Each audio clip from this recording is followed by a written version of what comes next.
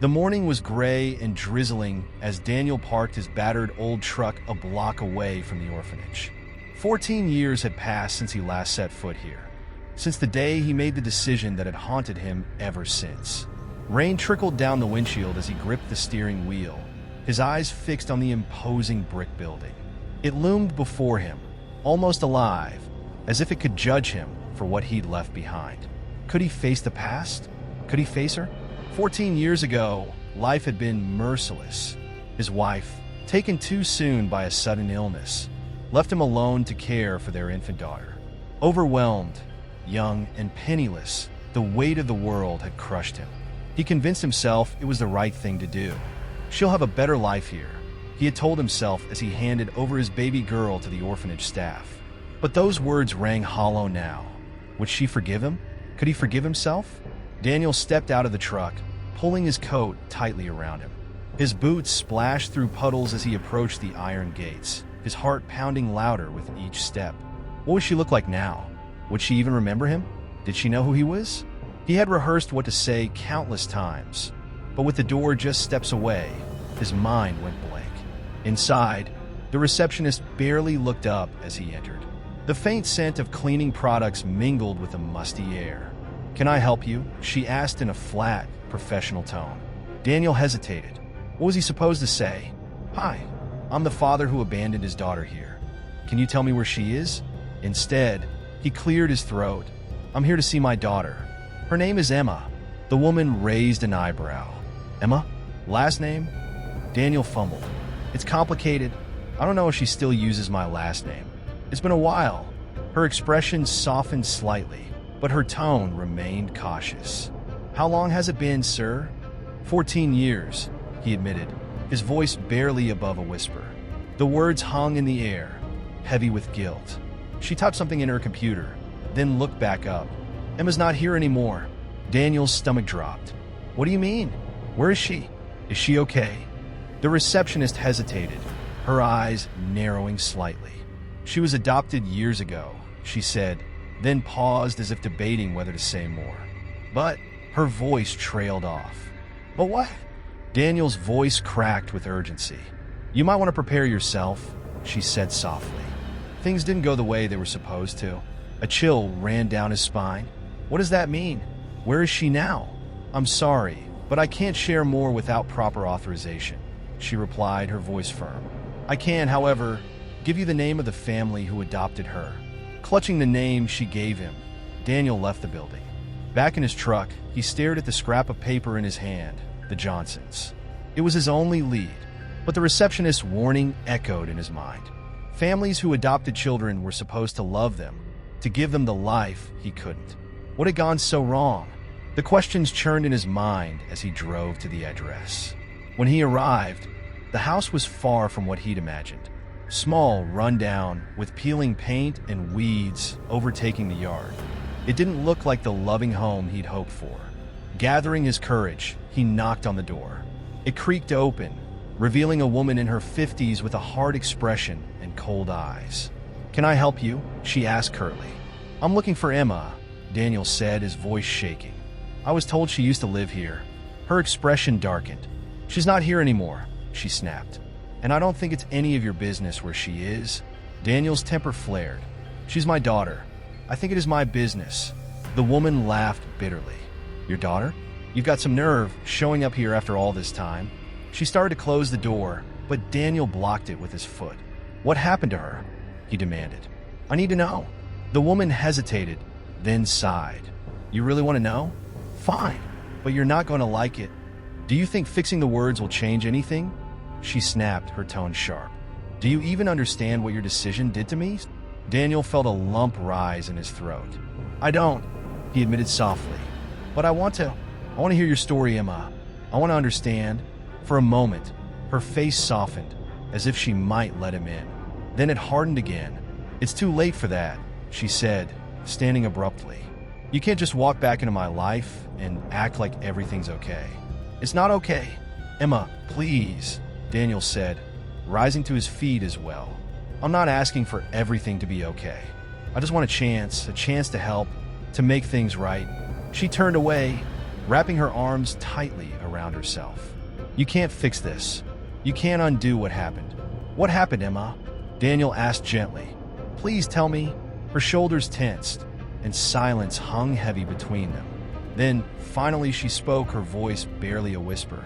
"The Johnsons, they weren't what you thought. They hurt me, Dad, in ways I can't even explain. And when I finally got away, I thought I'd be free. But it didn't get better. It just got harder." Daniel's heart shattered.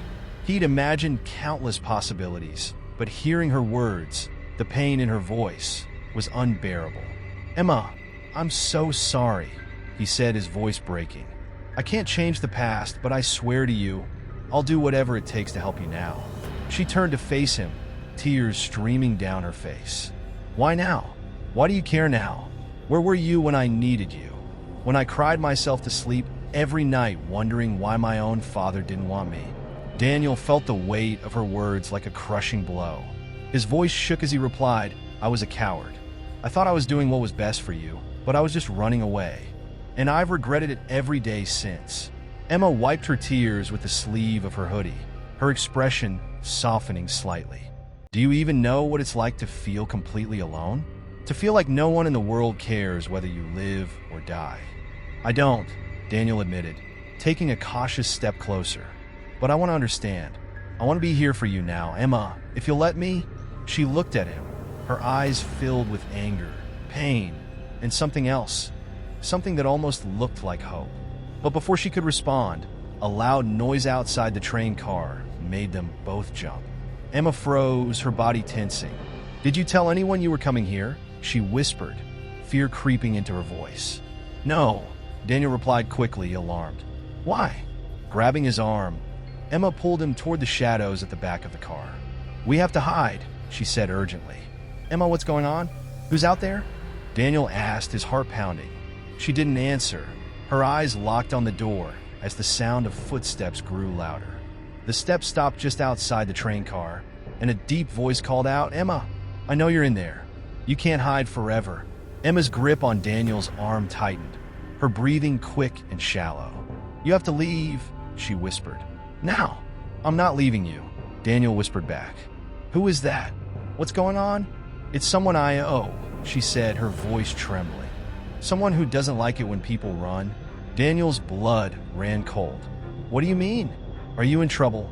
Her eyes stayed fixed on the door, her voice a strained whisper. "It doesn't matter. Just go." The voice outside called again, louder this time. "Come on, Emma. We both know how this ends." Emma shrank back, her fear palpable. Daniel stepped forward, his jaw tight. "Stay here," he whispered. "I'll handle this." "No," Emma hissed, grabbing his arm again. "You don't understand. You can't just." The door creaked open, cutting her off, and a figure stepped inside. Daniel positioned himself between Emma and the intruder, his heart pounding, but his stance steady.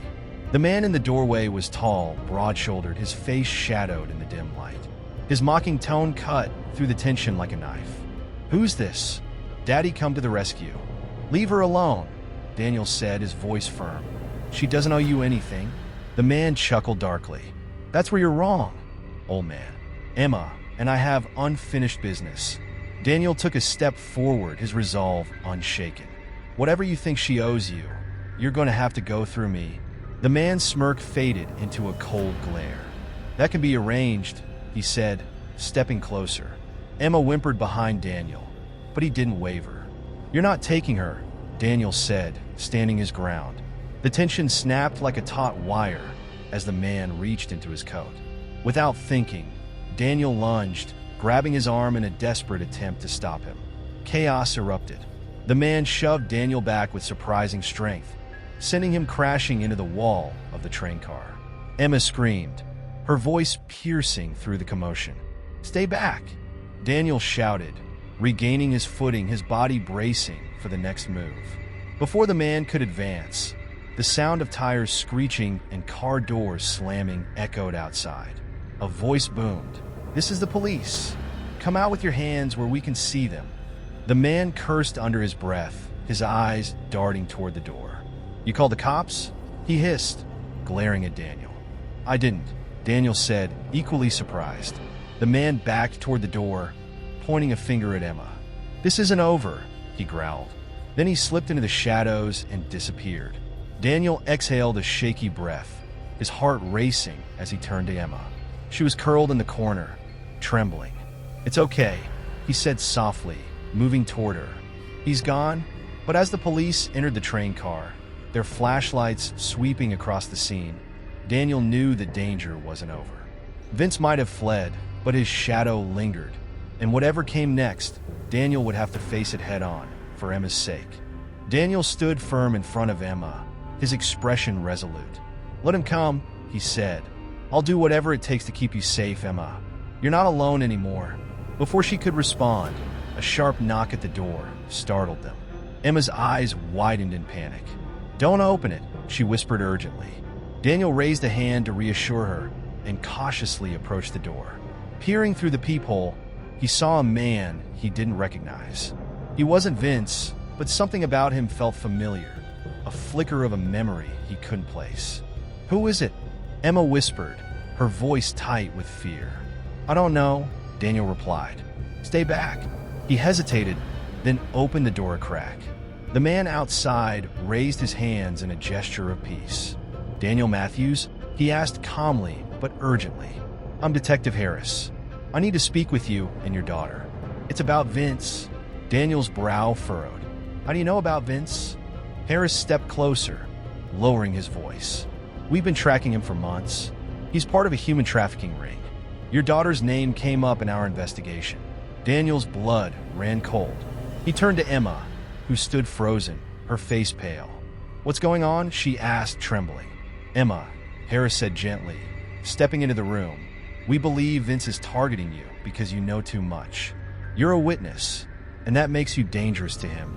Emma shook her head, backing away. "I don't know anything. I just wanted to get away from them." "That's why you're in danger," Harris said. "But we can protect you. If you're willing to testify, we can take down Vince and his entire operation." Daniel stepped protectively between them. "What kind of protection are we talking about?" "Witness protection," Harris explained. "New identities and new life. But we need her cooperation." Emma looked at Daniel, her eyes pleading. "I can't," she whispered. "I can't go through this again." "You won't be alone," Daniel said firmly.